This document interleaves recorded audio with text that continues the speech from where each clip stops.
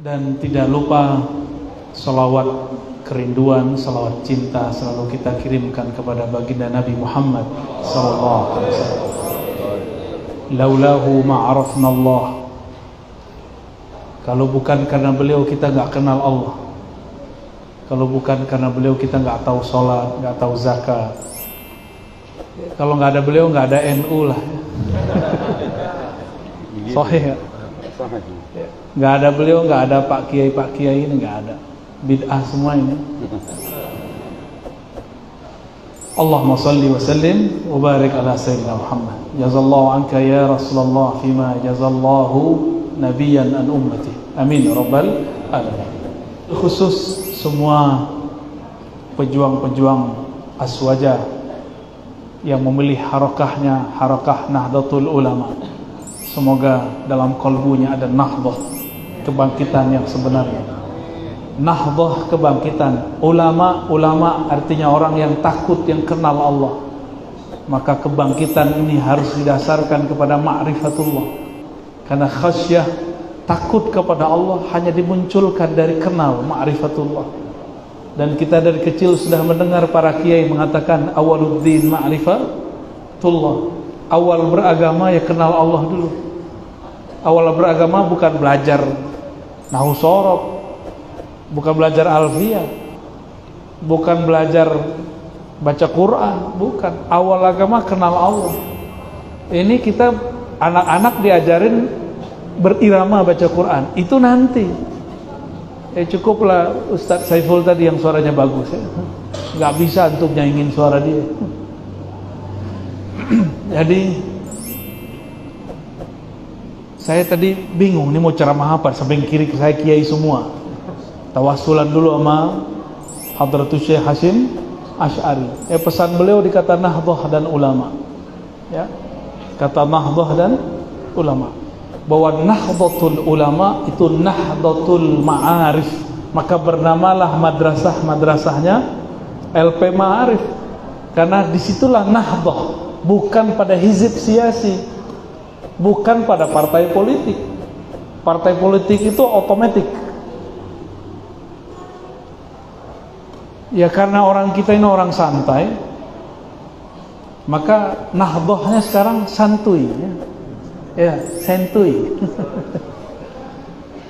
Orang udah dulu buat lembaga zakat, kita baru buat. Ya. Bener, mu'alaf namanya itu. Tapi daripada nggak sama sekali ya lumayan. Saya dulu pernah di lembaga zakat dan kita mengerti banyak hal-hal yang norak di kalangan lembaga zakat. Buat iklan, mari selamatkan dirimu dunia akhirat. Itu norak itu namanya. Ya. Kalau buat iklan itu yang elegan, yang nggak malu-maluin. Jangan eksploitasi orang susah. Foto-foto orang susah, orang cacat jangan, gak usah. Buat saja prestasi, munculkan, bikin orang percaya. Namanya trust building, bangun kepercayaan yang kita sebut thiqatun nas, kepercayaan orang kepada kita itu yang dibangun. Ya.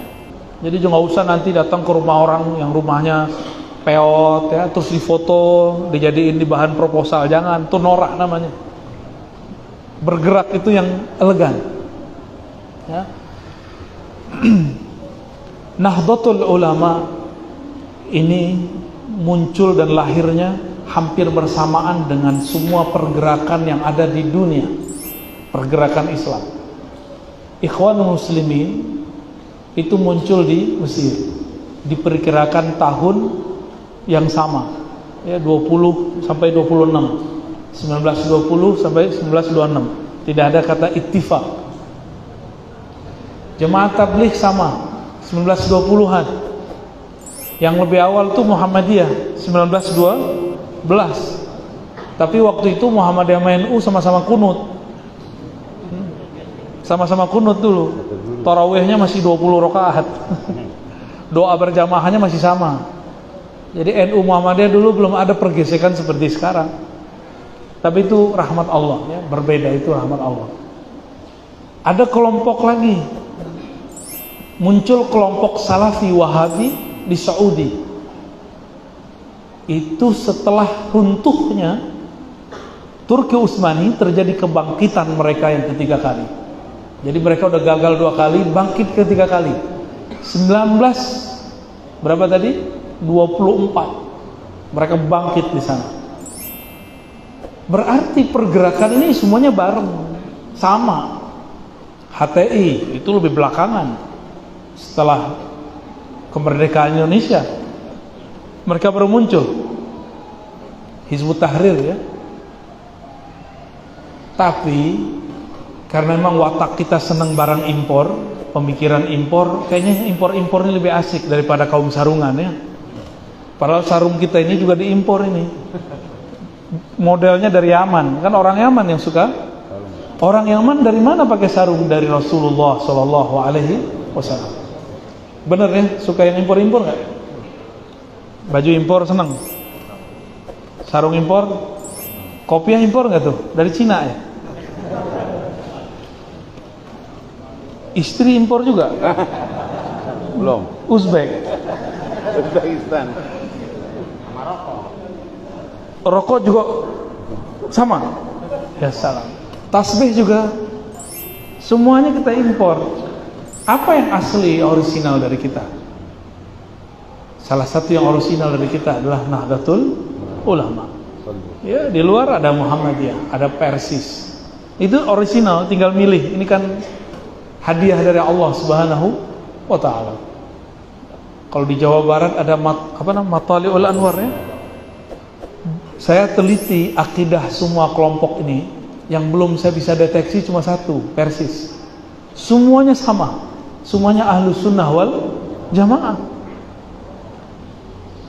Namun karena Nahdlatul Ulama ini tradisinya lebih melekat pada masyarakat, kalau udah tahlilan disebut NU. Ya, sama sarungan. Tahlilan disebut NU. Saya bukan orang sini Pak, bukan orang Bekasi, bukan orang Jawa, bukan orang Sunda, bukan orang Banten. Di kampung saya belum ada dulu orang NU, baru belakangan masuk NU. Dulu kita namanya Persatuan Tarbiyah Islamiyah ya. Tapi kiainya, buyanya kami itu menjadi kiai di sini. Lawannya Buya Hamka dulu, yang nulis buku 40 masalah agama. Ada yang tahu? Ya, Abuya Kiai Haji Sirajuddin Abbas. Itu semua masalah yang dipersoalkan Wahabi sekarang kepada NU sudah terjawab semua sama dia. Di zaman Google belum ada. Kebayang, kitab masih mahal. Beliau baca atu-atu, baca satu ibarat dipindahin ke kitab, satu ibarat pindahin ke kitab. Yang dipermasalahkan orang hari ini tahlilan, apalagi yasinan, torikotan, bermazhab, sifat 20, apa?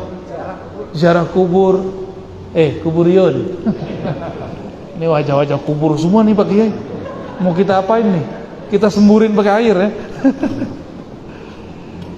Ternyata semua masalah sudah dijawab oleh beliau. Bedanya beliau ini dulu aktif di politik. Buya Hamka juga aktif di politik. Beda politik, satu Masyumi, satu Perti atau NU, saya lupa partai beliau apa waktu itu. Terjadilah apa yang kita sebut hari ini serangan-serangan black campaign. Buya Hamka sebut Sirajuddin Kibas. Kiai Sirajuddin Abbas sebut Buya Hamka Buya Hamqa. Tahu Hamqa bahasa Arab? Satu Kibas, satu Hamqa. Hamqa artinya apa? Al-jahal, kebodohan, kiai bodoh gitu. Kibas bodoh juga, Hamqa sama-sama bodoh. Padahal sama-sama orang alim. Tapi selesai kampanye, mereka selesai. Buya Hamka berseberangan dengan saudara angkatnya Bung Karno. Jadi Bung Karno ini datang ke ayahandanya bernama Syekh Abdul Karim Amrullah, ayahnya Buya Hamka, diangkat jadi anak. Jadi itu anak angkat itu. Dan yang paling lucu apa? Ini nggak ngomong partai. Siapa namanya? Bu Megawati. Ibunya itu orang Minangkabau, darah Minang, darah Padang. Tapi orang Minang bencinya sama dia luar biasa. Saya juga heran tuh ya. Kalau di dalam hati saya nggak ada kebencian. Ya. Saya cuma mengamati aja. Kok orang bisa benci, bisa cinta. Kita lihat asbab-asbabnya. Kok orang bisa fanatis ya? Aneh nggak tuh? Aneh nggak? Ya. Baik para kiai, para sahabat-sahabat karena Allah, kalam ini tidak saya peruntukkan untuk para kiai, tapi untuk orang-orang ya sama-sama tulab bersama dengan saya. Di dalam Al-Quran surat Fatir, innama yakhshallaha min ibadihil ulama. Yang takut kepada Allah hanya innama. Inna itu disebut taukid. Jika di belakangnya ada ma, maka berubah makna menjadi hasar. Hasar itu dibatasi. Kalau terjemahan Inggrisnya only, hanya. Hanyalah yang takut kepada Allah. Yakhshallah al-ulama. Di situ ada alif lam. Kalau oleh ahli nahu disebut istighraq. Tapi kalau ahli ma'rifat, alif lam disebut alif lam kamaliyah. Orang-orang yang benar-benar sempurna atau utuh keilmuannya mengenai Allah Subhanahu wa ta'ala. Siapa yang ilmunya sempurna? Orang yang ilmunya sudah lebur dalam ilmu Allah. Gak ada lagi ilmu dia. Ini mohon maaf nih para kiai, kalau masih ada aja sedikit di hati terbersit saya lebih pinter alfiah daripada ente, udah finnar, neraka sudah. Ada sedikit merasa hafalannya lebih bagus, udah lewat antum. Mau kiai 1000 kali juga lewat. Leburkan semuanya dalam Allah Subhanahu wa ta'ala. Oh, kita dipanggil orang kiai bolak-balik, itu kan orang, kita kan lebih tahu aib diri kita sendiri. Itu gelaran orang. Hati kita gantung ke fulus atau gantung kepada Rabbul Alamin, itu kan Allah lebih tahu dan kita lebih tahu. Maka jangan tertipu lah dengan gelar-gelaran itu ya. Saya udah capek Pak cari gelar, sampai doktor saya jabanin. Gak ada tuh berasa apa-apa, malah sama sombong. Untung bertemu guru-guru mursyid mulia, dihabisi itu gelar. Dihabisi gelar buya, ya, ente buaya, digituin Pak.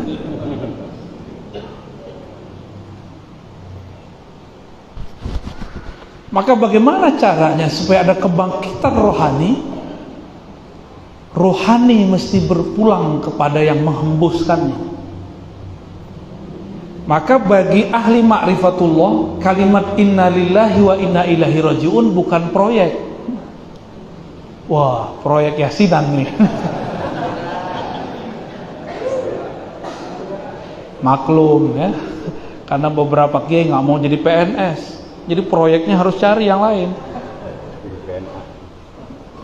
Coba masih ingat waktu Delta kemarin, orang mati berkali-kali, setiap hari bisa 5-10, bisa 15. Kuat baca inna lillahi dengan irama-irama yang menakutkan itu.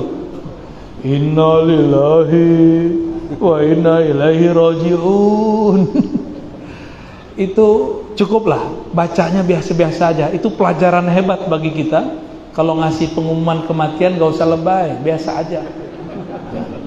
Kita udah ketakutan Pak ya, ditambah dengan suara begitu, itu jantung tambah kayaknya tambah copot. Orang yang terpapar corona tambah jantungan, mati mendadak langsung.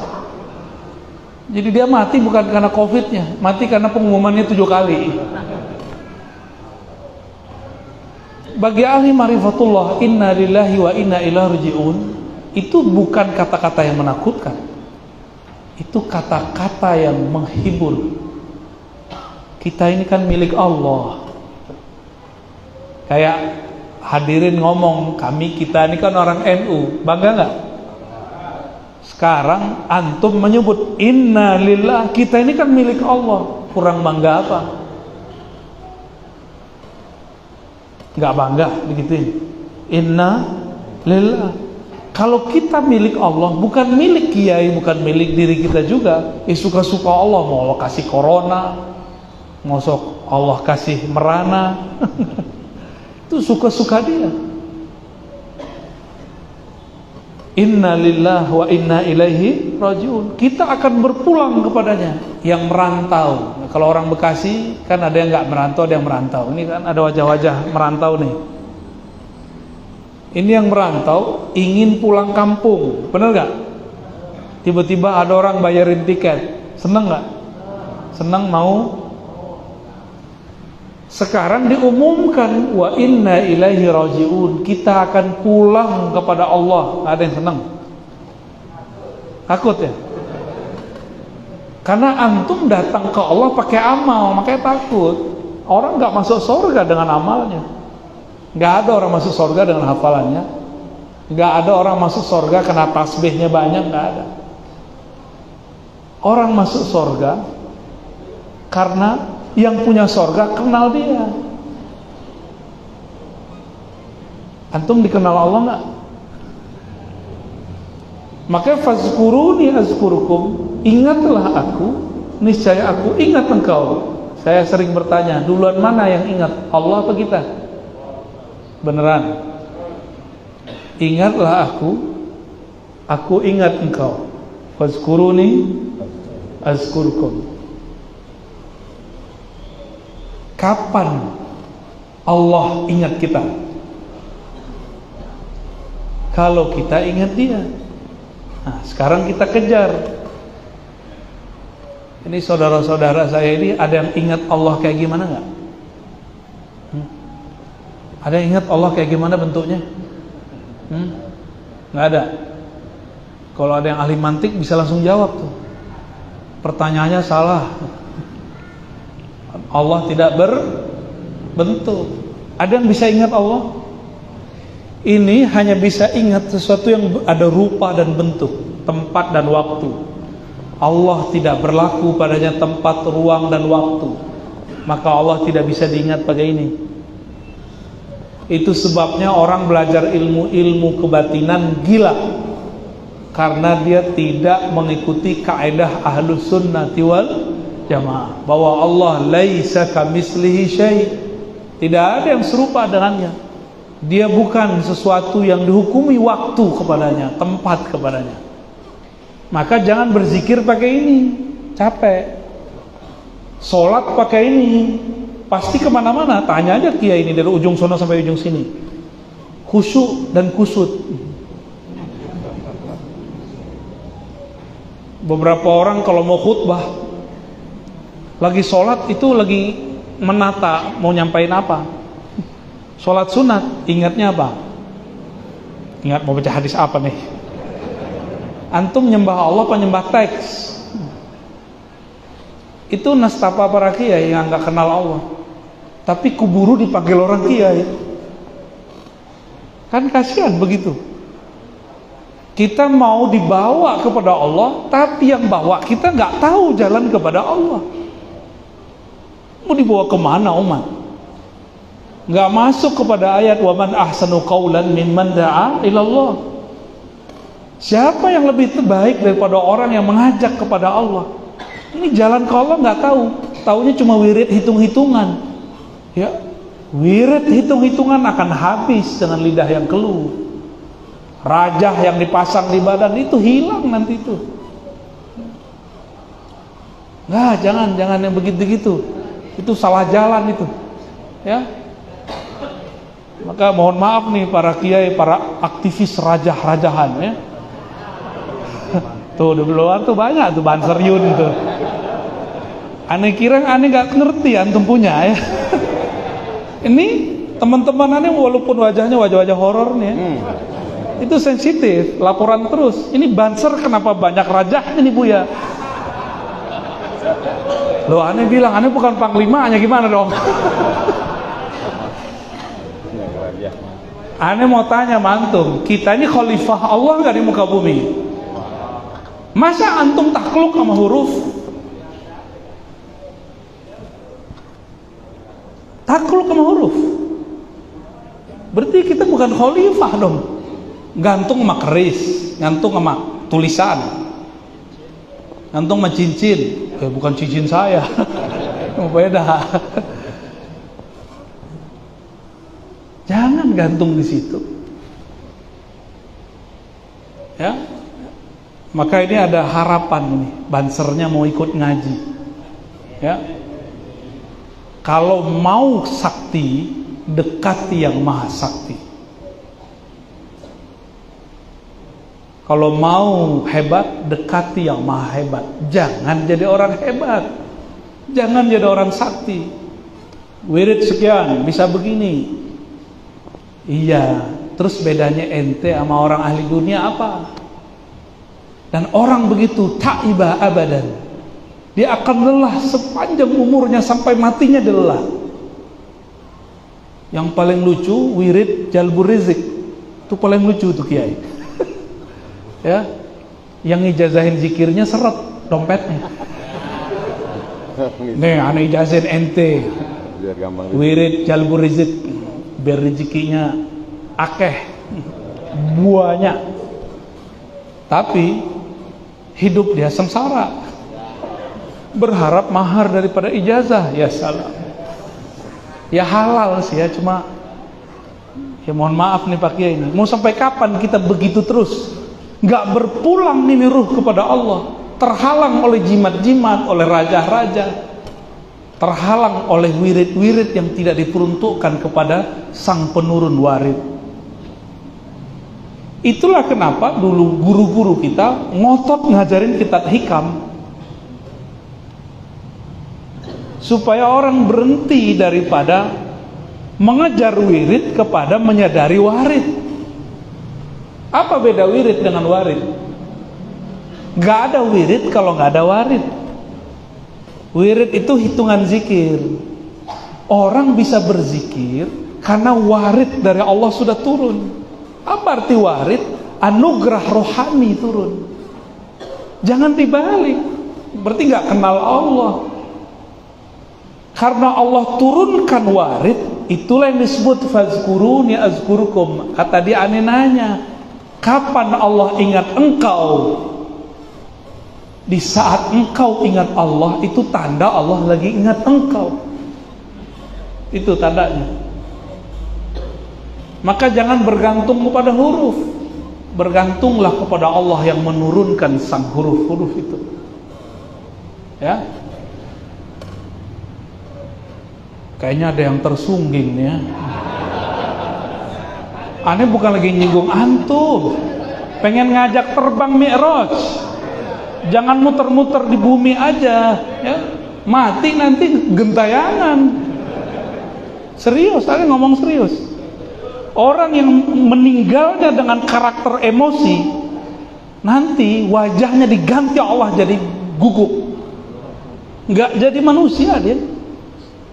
Ruhnya naik ke atas ditolak, mau turun udah mati. Tapi bukan jadi hantu gentayangan, enggak. Dia nanti datang ke siapa, enggak diterima. Maka ini sudah terjadi disorientasi ilmu ma'rifatullah. Nah, ini PR-nya LDNU ini. Cucok dah ya. Namanya sakti lagi, Haji Daud. Nah, kan orang sakti tuh.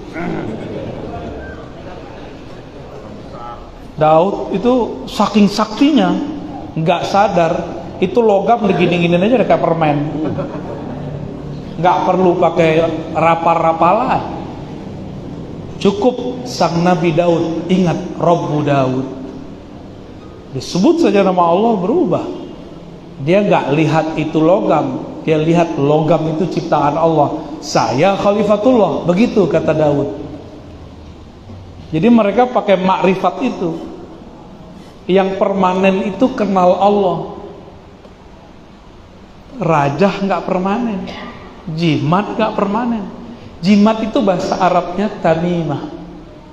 Apa arti tamimah? Pelengkap. Berarti orang yang pakai jimat itu orangnya kurang. Maaf Pak Kiai, produsen jimat. Ya, saya juga jago buat jimat ya. Dulu saya buat jimat kerjaan saya. Ya, udah tobat saya udah. Kita adu-adu jimat juga boleh ya. Jimat mana yang lebih sakti? Mantan Ya. Cukup pakai titik, antum pakai 1000 huruf boleh, aneh pakai titik. Tapi mana yang lebih sakti? Boleh. Ya. Tapi untuk apa? Ujung-ujungnya sombong dan songong. Ya. Kita udah tobat, bukan dari huruf itu kita tobat dari rasa yang disebabkan oleh ilmu itu. Nah ini, tolong dipisahkan. Ilmu tadi jais, boleh. Tapi efeknya yang tidak boleh. Orang main api kebakar. Main debus luka antum. Main sihir kena santet antum. Main pelet kena salah satu keluarganya ntar. Coba aja. Itu udah hukum alam sudah.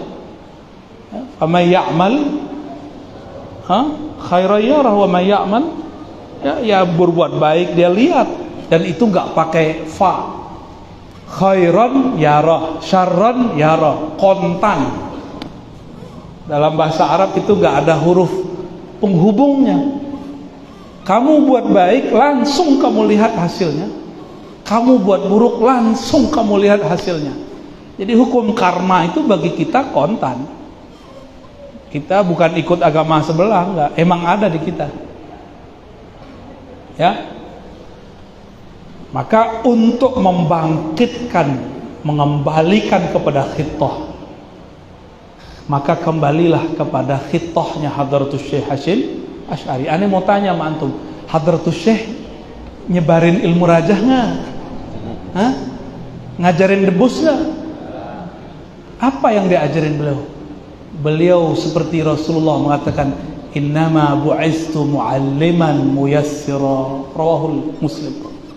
Aku hanya diutus sebagai muallim, muyassir, guru yang mempermudah murid-muridnya.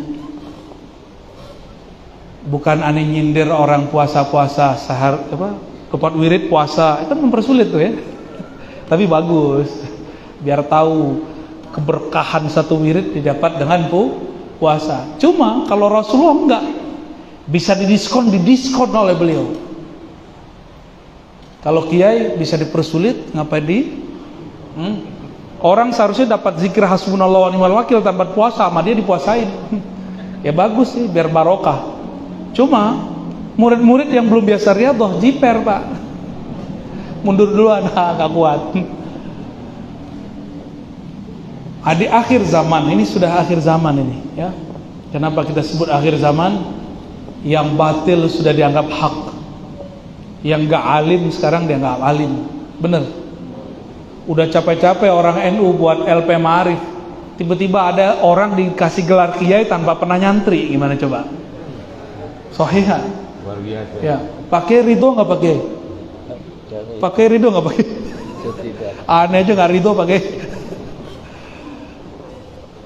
Kita nggak ridho ada orang dapat gelar Buya, Syekh, Kiai, Gus, tapi nggak nyantri, nggak ridho kita. Tapi ini faktanya, benarlah kata Rasulullah dalam hadis Ibnu Majah, ya, di akhir zaman, ya, banyak kebohongan-kebohongan. Yukazzabu fiha as-sadiqu, yang jujur dianggap bohong, yang bohong dianggap jujur, yang alim dianggap jahil, yang jahil dianggap alim. Kalau dia bisa takbir, wah itu orang alim tuh. Luar biasa. Keren amat ya.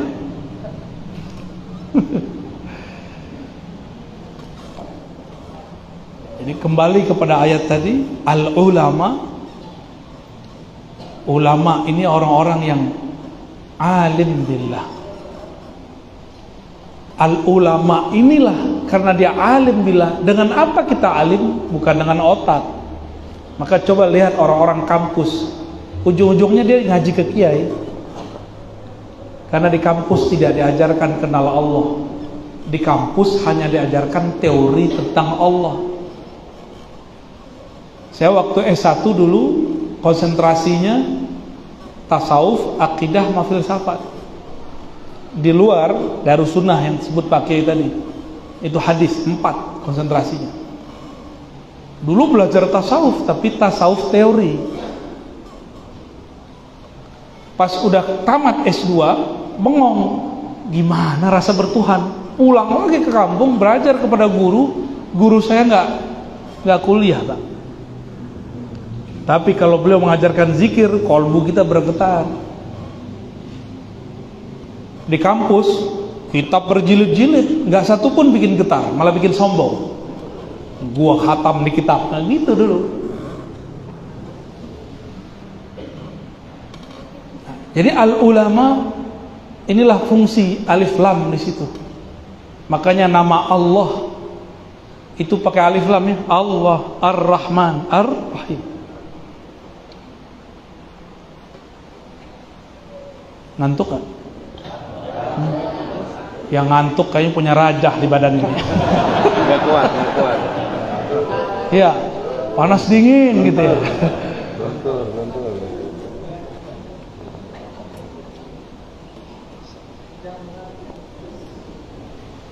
Ulama dulu, kenapa mereka berani?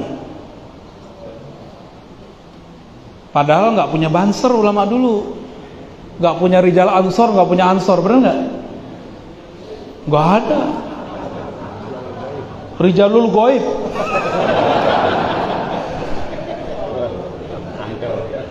Hati-hati loh ente. Rijal goib itu wali. Luar biasa. Ya, Rijal goib itu langsung di baiat Nabi Khidir. Ulama-ulama ahlu sunnah dulu bergerak itu dibimbing Nabi Allah Khidir. Makanya bintangnya berapa tuh bintangnya kalau di NU? Itu dari beliau tuh bintangnya. Simbol-simbolnya dari beliau semua itu. Maka bagi ulama ahlu sunnah ijma bahwa Nabi Allah Khidir hayyan, masih hidup. Kata kawan, mana dalilnya? Nah, kan gitu ya. Tangga Bener ya? Mana? Emang kalau kita kasih dalilnya dia berubah? Kita udah kasih dalil yasinan, dia nggak percaya kan? Kita udah kasih dalil tahlilan, percaya nggak dia? Kita kasih dalil tawasul, percaya nggak dia? Kita kasih dalil tabaruk, percaya nggak dia? Nggak percaya, apalagi aneh kasih dalil Nabi Khidir. Bisa gila dia. Jadi emang mereka yang ingkar ini nggak perlu pakai dalil, nggak perlu pakai dalil, karena mereka tidak berubah dengan dalil. Berubah itu hanya dengan hidayah. Hidayah itu karena akhlak. Maka kita yang ahlu sunnah harus lebih berakhlak dari mereka. Ya sering-seringlah ajak mereka ngopi ya. Mereka kan anti hisab. Jadi antum sama mereka puasa-puasa dulu hisabnya. Jangan debat mulu, nggak berubah ya. Aneh udah dari tahun kapan ya, dakwah, debat terus. Mereka butuh apa? Dari umur kita masih 18 tahun, aneh udah debat sama mereka. Dalil-dalil semuanya udah di kepala. Dalil tawasul, dalil apa tadi? Tabarruk, dalil ziarah kubur, dalil mengirim Fatihah, semuanya dari kepala umur 18 tahun. Aneh sudah hafal itu 4 bulan ngaji sama Kiai Ali Mustafa Yakub almarhum. Kita buka semua yang dalil-dalil itu. Pulang saya ketemu orang tamat Timur Tengah, udah 4 tahun jurusan hadis. Dia nggak hafal hadis yang kita hafal. Berubah nggak dia? Enggak, sampai sekarang dia masih begitu. Sampai sekarang dia mengatakan tawasul bid'ah. Sampai sekarang dia bilang Sirajuddin Kibas. Nggak pernah dia bilang Sirajuddin Abbas. Nggak ada. Apalagi kalau antum suka bilang la hadratin Nabi Muhammad sallallahu alaihi wasallam al-Fatihah, bagi dia al-bid'ah. Nggak percaya dia. Udah capek kita nulis kitab, nulis buku dari dulu. Makanya saya berhenti nulis tentang itu. Udah yang ada aja ke posting. Udah nggak mau nulis lagi dah. Kalau nulis ilmu ma'rifatullah yang bikin rohani kita naik. Fastabiqul khairat, kita berlomba aja. Biarinlah orang-orang yang mau debat-debat sono. Bahsul masail, cari-cari masalah. Bener pakai terjemahannya gitu. Bahsu cari-cari, masail masalah. Soheh ya? Suka cari-cari masalah. Ini pengalaman kita di mana-mana, nggak ada berubah, nggak berubah dengan dalil. Apalagi sekarang, mereka itu udah nggak baca Fathul Mu'in, apalagi mantan takrib, ya? Apalagi mantan qorib, udah nggak baca Pak. Selalu ngomongnya Sahih Bukhari, Sahih Bukhari, ya, gimana ngomongnya, ribet juga. Ya? Kita kasih dalil kitab sebelum Imam Bukhari lahir, bengong dia. Imam Ibnu Mubarak wafat tahun 180 atau 81. Imam Bukhari lahir 194, belum lahir. Kita pakai kitab Ibnu Mubarak untuk mengkritisi mereka, bingung. Usut punya usut, saya kemudian telitilah, ngecek orang yang ngaku-ngaku pakai sunnah-sunnah ini ya. Dia benar gak sih khatam kitab sunnah? Ternyata Sahih Bukhari satu bab aja gak khatam. Kitabul Bad'il Wahyi, Kitabul Ilm aja gak beres. Apalagi kalau masuk ke Kitabul Iman. Kalaupun baca, dia gak membaca sanadnya, dia tidak membaca istidlalnya. Jadi kita percuma debat. Maka wa'arid anil jahilin, berpalinglah dari orang yang tidak mengerti, yang jahilin, orang-orang yang jahil. Gak usahlah debat-debat lagi sama mereka ya. Ini saran saya, orang-orang Nahdiyin bekerja aja, jadi mu'alim ya, jadi panglima, jadi laskar, jadi apa terserah antum lah, yang penting berbuat. Kalau kita nggak bisa ya kita jadi jamaahnya ya, paling enak jadi jamaah, nggak repot. Jam berapa nih? 11:30. Satu kali ada orang dokter, dia seorang dokter. Dokternya gak tanggung-tanggung di Timur Tengah, di Al-Azhar,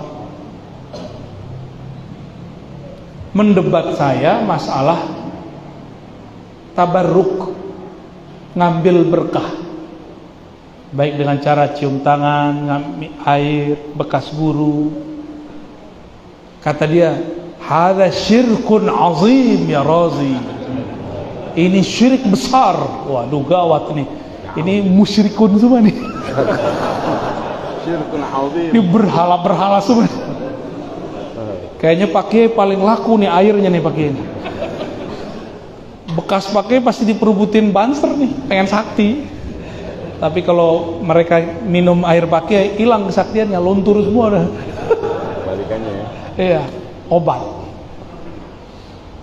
Saya tanya, ente tahu dari mana ini syirik? Kata dia, kami debat pakai bahasa Arab. La yaf'alhu Rasulullah wa la ashabu. Rasulullah dan sahabatnya tidak melakukannya. Ente tamatan Timur Tengah ya? Oke, karena bilang gitu. Di Sahih Bukhari, Kitabul Hajj ada, Kitabul Wudu ada, di Kitabul Ilm ada. Kitabul Hajj sama wudu aja kita ambil. Nabi jika berwudu, itu kan wudu dituangin sahabat, nggak kayak antum, kerannya dibuka habis-habis ya, itu bid'ah itu. Serius, saya ngomong itu bid'ah. Dibukanya dikit-dikit. Sahabat itu menuangkan ke Nabi untuk muka 1 kali tuang, 3 kali tuang. Indonesia negeri banyak air ya. Akhirnya banjir lah Bekasi gara-gara air wudhu itu yang berlebihan. Percaya deh, antum kurangin pakai air wudhu yang berlebihan, banjir berkurang. Karena itu temannya setan. Cobain aja. Antum nih mikir, paling saya doang, ya kan? Paling saya doang yang ngeluarin air segini. Segini ada berapa orang nih? Dan semuanya mikir paling saya doang. Dan sehari 5 kali antum buat begitu, berapa kubik, berapa ribu liter itu air numpuk di tanahnya orang Bekasi. Wajar, bukan kiriman orang Bogor itu, bukan. Bali, Rasulullah kalau wudu itu airnya kan bekasnya netes ke bawah. Itu nggak satu pun tetesannya jatuh ke bumi. Tetesannya diperebutkan semua sahabat Rasulullah SAW. Dan mereka ketika berebut udah nggak kayak orang apa ya? Bingung kita nyebutnya. Di dalam hadis dikatakan fakadu ayyaqtatilu. Hampir-hampir aja mereka tuh kayak saling bunuh-bunuhan, berebut. Ingin dapat bekas Nabi. Nabi punya dosa nggak? Pakai punya dosa pakai? Ya. Kita kalau cuci muka yang turun dosa. Bener. Sohe Pak Haji, pakai Abu ya, bener ya? Soh kata beliau tuh. Udah ditasih, antum nggak sepakat sama aneh. Berhadapan nama ketua Rais Surya. Kita kalau nyuci muka yang turun dosa. Kalau Rasulullah jika mencuci mukanya yang turun apa? Nurun ala nur. Diambil oleh sahabat Rasulullah. Satu dapat. Yang nggak dapat ambil pipi temannya. Jadi mereka kan dapat diginiin ke mukanya. Yang nggak dapat muka temannya diginiin. Semuanya gitu. Semuanya. Dulu nggak ada corona. Ya Rabb. Semuanya pengen dapat keberkahan. Syirik gak tuh? Ternyata mereka salah paham tentang tabarruk karena nggak kenal Allah. Dengan haqqal ma'rifah, kenal cuma nama, kenal cuma dalil, belum kenal dengan sang madlulnya. Yang didalilkan siapa? Saya kalau bilang nih, air ini berkah, syirik gak? Bagi mereka syirik. Berkah cuma dari Allah. Lah itu namanya ontologis, bahwa segala keberkahan bersumber dari Allah, diturunkan di mana-mana.